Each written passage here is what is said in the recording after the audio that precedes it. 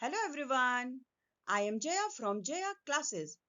Now this is the second part of the story, The Crab That Played with the Sea.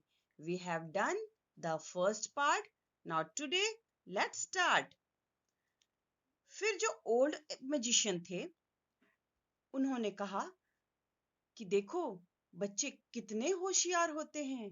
हम लोगों ने mark नहीं किया लेकिन इस छोटी बच्ची ने मार्क किया कि उस समय नॉटिली एक छोटा सा क्रिएचर यहां से निकल गया। फिर उसने उस इंसान से कहा चलो मुझे पैडल दो और वो नाव लेकर के सभी लोग वहां से निकले और वे लोग जाते जाते जाते जाते ओशन के बीच में सी के बीच में पहुंचे। वह पुसत्ता सेक तक पहुंचे।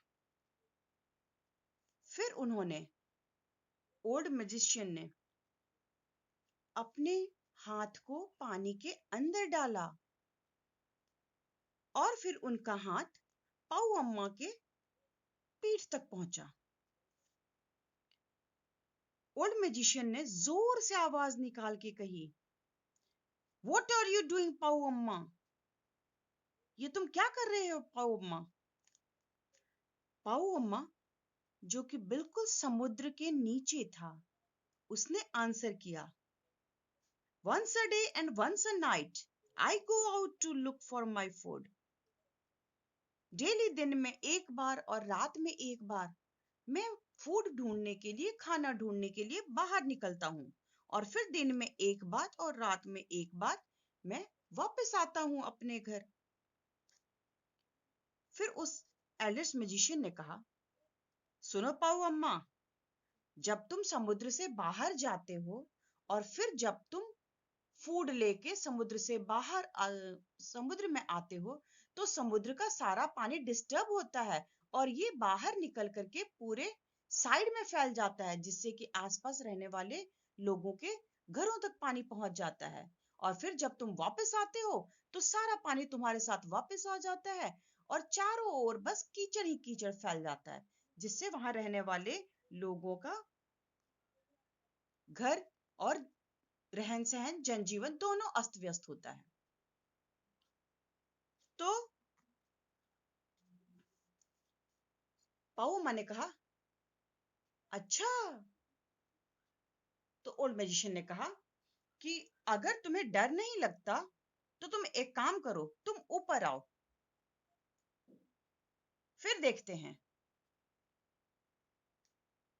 तो पाओ अम्मा ने कहा, नहीं, मुझे डर नहीं लगता। और यह कहते हुए वह समुद्र के ऊपर आया, सतह पे आया। वह इतना बड़ा क्रैब था। पाओ अम्मा सारे क्रैब्स का राजा था क्योंकि वह बहुत विशाल था। जब पाओम्मा ने सुना कि उसकी वजह से समुद्र डिस्टर्ब होता है, आसपास के लोगों का जीवन डिस्टर्ब होता है, तो उसने बड़े गर्व से कहा, वाओ, मुझे तो पता ही नहीं था कि मैं इतना इंपॉर्टेंट हूं। और उसने अपनी गोल गोल आंखों को घुमाते हुए अपना प्राउड शो किया। इस पे ओल्ड मैजिशियन हंसा और उसने कहा, पाऊ अम्मा, तुम इतने भी इंपॉर्टेंट नहीं हो। और उसे दिखाने के लिए ओल्ड मैजिशियन ने अपनी जो छोटी उंगली है लिटिल फिंगर से पाऊ अम्मा के बैक को टच किया। पाऊ अम्मा का जो आउटर कवरिंग था क्रैब का, आप लोग जानते हो कि आउटर कवरिंग जो होता है वो बहुत हार्ड होता है, स्ट्रांग होता है। लेकिन ओल्ड मैजिशियन के लेफ्ट हैंड के लिटिल फिंगर्स के टच होते ही पाऊ अम्मा का जो हार्ड शेल था वो धीरे धीरे करके बिल्कुल नरम पड़ने लगा, गलने लगा और फिर वह उसके बॉडी से निकल के नीचे गिर गया।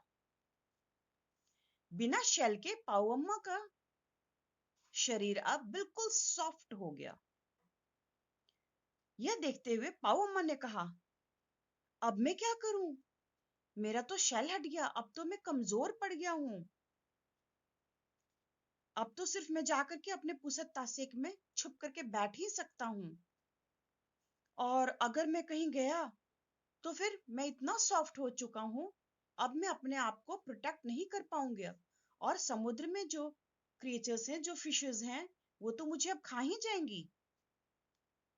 और अगर मैं पुसत तासेक से नहीं निकला, बाहर नहीं आ पाया, तो फिर मैं तो भूखे ही मर जाऊंगा। अब मैं क्या करूं? फिर उसने अपने जो उसके कुछ अलग से जो निकले हुए क्रैब्स के रहते हैं ना, हाथ पैर कह लीजिए, तो उसे बाहर वेव करते हुए वो बहुत दुखी हुआ। फिर जो ओल्ड मैजिशियन था, उसे पाऊ अम्मा पे थोड़ी दया आ गई, तो उन्होंने अपने राइट हैंड के 5 फिंगर से पाऊ अम्मा को टच किया। तो ओल्ड मैजिशियन के राइट हैंड के फिंगर्स से टच करते ही पाऊ अम्मा का साइज बिल्कुल छोटा होता चला गया, और छोटा होते होते इतना छोटा हो गया कि अब बिल्कुल वो एक कॉपरी सा छोटा सा क्रैब बन गया। आप देखते हैं कि क्रैब का कलर थोड़ा ऑरेंज ऑरेंज कॉपरी टाइप का होता है, तो पाऊ अम्मा का साइज कम होते होते बिल्कुल छोटा सा वो क्रैब बन गया। यह देखते हुए उस छोटी सी लड़की को पाऊ अम्मा पे बहुत दया आई, और उसने पाऊ अम्मा को छोटे छोटे एक पेयर सीजर के दिए। यह देखकर पाऊ अम्मा को बहुत खुशी हुई। उसने खुश होकर के अपने दोनों हाथ फैला के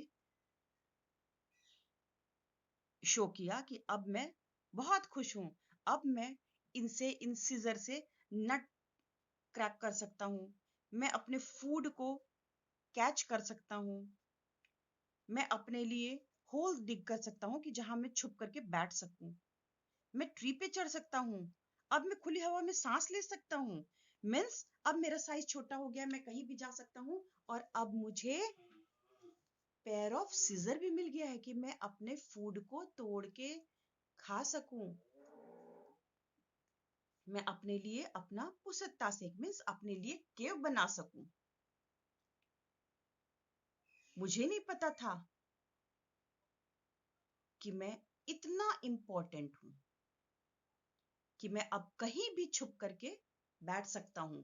पहले तो मेरे लिए बस एक पुसत्ता सीख था मिस, जहां वो रहता था, क्योंकि उसकी साइज बहुत बड़ी थी, तो समुद्र के तल में एक बड़े से केव कह लीजिए में रहता था। लेकिन अब तो उसका साइज छोटा हो गया, उसके पास पेयर ऑफ सीजर भी आ गए हैं, तो अब कहीं भी होल डिग करके, किसी भी स्टोन के नीचे होल डिग करके अपना पुसत्ता से बना सकता था। इस बात से वह बहुत खुश हुआ।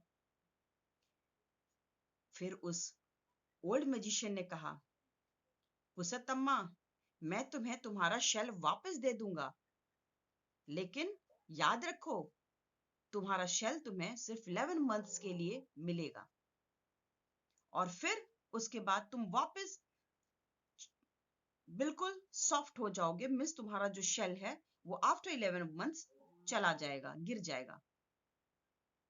और यह इसलिए कि तुम्हें हमेशा याद रखे कि कभी भी प्राउड नहीं करना चाहिए और किसी को नुकसान नहीं पहुंचाना चाहिए। हर एक महीने के बाद, 11th मंथ के बाद जब तुम्हारा शेल झड़ जाएगा, तो उसके 1 महीने के बाद वापस तुम्हारे बॉडी पे तुम्हारा शेल आ जाएगा।